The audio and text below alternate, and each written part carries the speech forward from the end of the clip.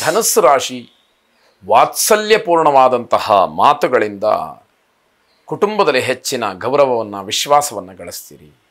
ಮನೆಯಲ್ಲಿ ಇರತಕ್ಕಂತಹ ಸದಸ್ಯರ ಜೊತೆಯಲ್ಲಿ ಒಳ್ಳೆಯ ಮಾತುಗಳನ್ನು ಆಡ್ತೀರಿ. ಆ ಮಾತಿನಿಂದ ಬೇರೆಯವರು ಪ್ರಭಾವಿತರಾಗಿ ನಿಮ್ಮ ಬಗ್ಗೆ ಒಳ್ಳೆಯ ಅಭಿಪ್ರಾಯವನ್ನು ಹೇಳ್ತಕ್ಕಂಥದ್ದಾಗುತ್ತೆ.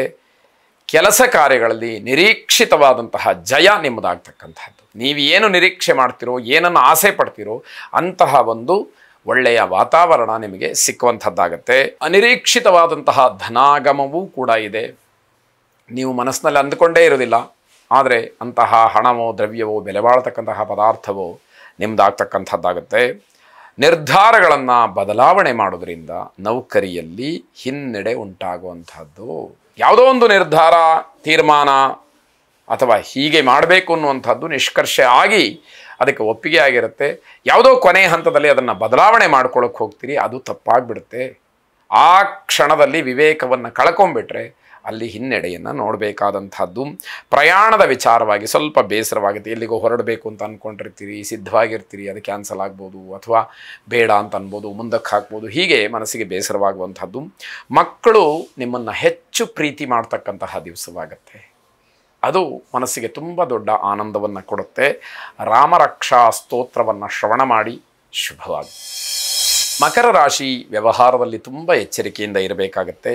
ಮೂಲವ್ಯಾಧಿ ರೋಗ ಇರತಕ್ಕಂಥವರು ಶಸ್ತ್ರಚಿಕಿತ್ಸೆಗೆ ಆಗತಕ್ಕಂತಹ ಒಂದು ಖರ್ಚನ್ನು ಭರಿಸೋದಕ್ಕೆ ಕಷ್ಟಪಡಬೇಕಾಗತ್ತೆ. ಆದರೂ ಅದು ಅನಿವಾರ್ಯ, ಆರೋಗ್ಯ ಮುಖ್ಯ. ಅದಕ್ಕೋಸ್ಕರವಾಗಿ ಸಾಲವನ್ನು ಅಥವಾ ಇರುವ ಪದಾರ್ಥವನ್ನು ಮಾರಾಟ ಮಾಡಿ ಹಣವನ್ನು ಶೇಖರಣೆ ಮಾಡಿಕೊಳ್ಬೇಕಾಗತ್ತೆ ಅನ್ನುವಂಥದ್ದು ಬಹಳ ಬೇಸರದ ಸಂಗತಿ. ಆದರೂ ಕೂಡ ಮುನ್ನೆಚ್ಚರಿಕೆ ಇರಲಿ ಅನ್ನುವಂತಹ ವಿಚಾರವನ್ನು ಹೇಳುವಂಥದ್ದು. ಕುಟುಂಬದಲ್ಲಿ ಸ್ವಲ್ಪ ಮಟ್ಟಿಗೆ ಕಿರಿಕಿರಿಯಾಗುವಂತಹ ದಿವಸ, ಅಧಿಕವಾಗಿ ಹಣ ಖರ್ಚಾಗ್ತಕ್ಕಂಥದ್ದು, ಮಾನಸಿಕವಾದಂತಹ ನೆಮ್ಮದಿ ಇಲ್ಲದೆ ಇರತಕ್ಕಂಥದ್ದು. ಹೀಗೆ ಸಾಲು ಸಾಲಾಗಿ ಎಲ್ಲ ವಿರುದ್ಧಾತ್ಮಕವಾಗಿ ಫಲಗಳನ್ನು ಕೊಡ್ತಕ್ಕಂತಹ ದಿವಸವಾಗುತ್ತೆ. ಆರೋಗ್ಯದ ಕಡೆ ಗಮನವನ್ನು ಕೊಡಿ, ಅದು ಮುಖ್ಯ ಅಂತ ಹೇಳಿ ಮತ್ತೆ ಹೇಳಬೇಕಾದಂಥದ್ದು. ದಂಪತಿಗಳು ಮಕ್ಕಳ ಮಧ್ಯದಲ್ಲಿ ಏನೋ ಒಂದು ರೀತಿಯ ಮಾತಿನ ಚಕಮಕಿ ನಡೆಯುವಂಥದ್ದು, ಬೇಸರ ಆಗ್ತಕ್ಕಂಥದ್ದಾಗುತ್ತೆ. ಹಿರಿಯರ ಮಾರ್ಗದರ್ಶನವನ್ನು ಪಡ್ಕೊಳ್ಳಿ, ಅವರ ಮಾತನ್ನು ಕೇಳಿ, ಅವರು ಏನು ಸಲಹೆಯನ್ನು ಕೊಡ್ತಾರೆ ಅದನ್ನು ಒಂದಷ್ಟು ಕಾರ್ಯರೂಪಕ್ಕೆ ತರೋದಕ್ಕೆ ಪ್ರಯತ್ನವನ್ನು ಮಾಡಿ ಒಳಿತಾಗುವಂತಹ ಸೂಚನೆಗಳು ಕಾಣುತ್ತೆ. ವಿಷ್ಣುತ್ರಯೀ ಮಂತ್ರವನ್ನು ಶ್ರವಣ ಮಾಡಿ ಶುಭವಾಗಿ. ಕುಂಭರಾಶಿ, ನಿಮ್ಮ ವ್ಯಾವಹಾರಿಕ ಕ್ಷೇತ್ರದಲ್ಲಿ ನಿಮ್ಮ ವಿರೋಧಿಗಳೇ ನಿಮಗೆ ವಿಶೇಷವಾಗಿ ಆಶ್ಚರ್ಯವಾಗುವ ಹಾಗೆ ಬೆಂಬಲವನ್ನು ನೀಡುತ್ತಾರೆ. ಕನಸು ಮನಸ್ಸಿನಲ್ಲೂ ಕೂಡ ನಿಮಗಿರೋದಿಲ್ಲ. ಆದರೆ ಗ್ರಹಗತಿಯ ಪರಿವರ್ತನೆ, ಗ್ರಹಗಳಿಂದ ಒಳ್ಳೆಯದಾಗಬೇಕು ಅನ್ನುವಂತಹ ಕಾಲ ಬಂದಾಗ ಈ ರೀತಿಯ ವಿಚಿತ್ರವಾದಂತಹ ಬದಲಾವಣೆಗಳನ್ನು ನಾವು ನೋಡುವಂಥದ್ದಾಗತ್ತೆ. ನಿಮ್ಮ ಸಮಸ್ಯೆಗಳಿಗೆ ಸರಳವಾಗಿ ಪರಿಹಾರಗಳು ಸಿಗ್ತಾ ಹೋಗುತ್ತೆ. ಅದನ್ನು ಕಂಡುಕೊಳ್ಳುವಂಥದ್ದು. ಪಾರಂಪರಿಕವಾದಂತಹ ವೃತ್ತಿಯಲ್ಲಿ ಗೌರವ ಸಿಕ್ಕುವಂಥದ್ದು. ತಾತ, ಮುತ್ತಾತ, ತಂದೆ ಇವರೆಲ್ಲರೂ ಕೂಡ ಯಾವುದೋ ಒಂದು ಉದ್ಯೋಗವನ್ನು, ವ್ಯವಹಾರವನ್ನು ನಡೆಸ್ಕೊಂಡು ಬರ್ತಾ ಇದ್ದರೆ ಅದರಿಂದ ನಿಮಗೂ ಕೂಡ ಗೌರವ ಸಿಕ್ಕುವಂಥದ್ದಾಗುತ್ತೆ. ಕಟ್ಟಡ ಸಾಮಗ್ರಿಗಳನ್ನು ವ್ಯಾಪಾರ ಮಾಡ್ತಕ್ಕಂಥವ್ರಿಗೆ ಸ್ವಲ್ಪ ನಷ್ಟದ ಸೂಚನೆ ಇದೆ. ಅಪರಿಚಿತರಿಂದ ಮೋಸ ಹೋಗುವ ಸಾಧ್ಯತೆ. ಯಾರೋ ಪರಿಚಯ ಇರುವುದಿಲ್ಲ, ಅವರ ಜೊತೆಯಲ್ಲಿ ವ್ಯವಹಾರಗಳು ಶುರುವಾಗುತ್ತೆ. ನಷ್ಟಕ್ಕೆ, ಮೋಸಕ್ಕೆ, ವಂಚನೆಗೆ ಕಾರಣವಾಗುತ್ತೆ. ನಿಂದನೆಗೆ ಒಳಗಾಗ್ತಕ್ಕಂತಹ ಸಾಧ್ಯತೆ ಇದೆ. ನೀನೇ ಮಾಡಿದ್ದು ತಪ್ಪು, ನಿನ್ನಿಂದ ಇದಾಗಿದ್ದು ಅಂತ ಹೇಳಿ ಬೇರೆಯವರು ಹೇಳ್ತಾರೆ, ಗುರುತಿಸ್ತಾರೆ. ಅದು ಸ್ವಲ್ಪ ಬೇಸರವಾಗುತ್ತೆ. ರಾಜಕಾರಣಿಗಳಿಗೆ ತುಂಬ ಒತ್ತಡ ಇರತಕ್ಕಂತಹ ದಿವಸ. ಪ್ರತಿನಿತ್ಯವೂ ಇರಬಹುದು, ಆದರೆ ಇವತ್ತು ಒಂದಷ್ಟು ಹೆಚ್ಚಿನ ಒತ್ತಡ, ಏನೋ ಒಂದು ರೀತಿಯ ಆತಂಕ ಇರತಕ್ಕಂತಹ ವಾತಾವರಣ. ಈಶ್ವರನನ್ನು ವಿಶೇಷವಾಗಿ ಪ್ರಾರ್ಥನೆ ಮಾಡಿ ಶುಭವಾಗಿ. ಕೊನೆಯದಾಗಿ ಮೀನರಾಶಿ, ಅಧಿಕಾರ ಪ್ರಾಪ್ತಿಯಲ್ಲಿ ಕಿರಿಕಿರಿ ಉಂಟಾಗ್ತಕ್ಕಂಥದ್ದು.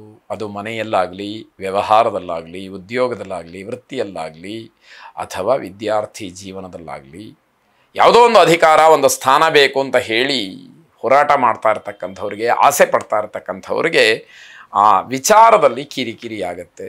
ತುಂಬ ಹೋರಾಟವನ್ನು ಮಾಡಿ ಬಲವಂತವಾಗಿ ಅದನ್ನು ಪಡ್ಕೊಳ್ಬೇಕು ಅನ್ನುವಂತಹ ಸ್ಥಿತಿಯನ್ನು ತಲುಪಬಹುದು ಅಂತ ಅರ್ಥ. ಮಕ್ಕಳ ವಿಚಾರದಲ್ಲಿ ವಾದ ವಿವಾದಗಳಿಂದ ಬೇಸರವಾಗ್ತಕ್ಕಂಥದ್ದು, ಆದಾಯಕ್ಕಿಂತ ಖರ್ಚು ಹೆಚ್ಚು. ಹೀಗೆ ನಾವು ಪ್ರತಿಯೊಂದು ಅಂಶವನ್ನು ಗಮನಿಸ್ತಾ ಹೋದಾಗ ಈ ದಿನ ಅಷ್ಟೊಂದು ಸುಲಭವಾಗಿ ಕಳೆಯೋದಕ್ಕೆ ಆಗೋದಿಲ್ಲ.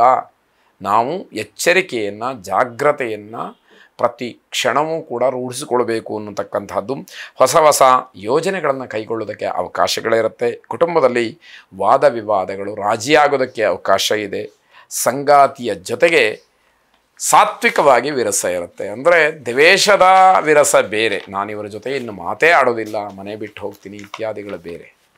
ಆದರೆ ಆ ಕ್ಷಣಕ್ಕೆ ಏನೋ ಪ್ರೀತಿಯಿಂದ ವಿರಸ ಬರತಕ್ಕಂಥದ್ದು, ಮಾತನ್ನು ಬಿಡ್ತಕ್ಕಂಥದ್ದು, ವ್ಯಂಗ್ಯವಾಗಿ ಮಾತಾಡ್ತಕ್ಕಂಥದ್ದು, ಪರೋಕ್ಷವಾಗಿ ಮಾತಾಡ್ತಕ್ಕಂಥದ್ದು, ಹೀಗೆಲ್ಲ ನಡೆಯುವಂಥದ್ದಿರುತ್ತೆ.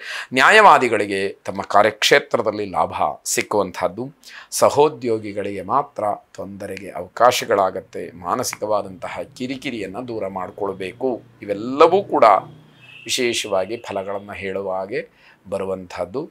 ನಿಮ್ಮ ಗುರುಗಳನ್ನು ಸ್ಮರಣೆ ಮಾಡಿ, ಗುರು ಪ್ರಾರ್ಥನೆಯನ್ನು ಮಾಡಿ. ಶುಭವಾಗಿ.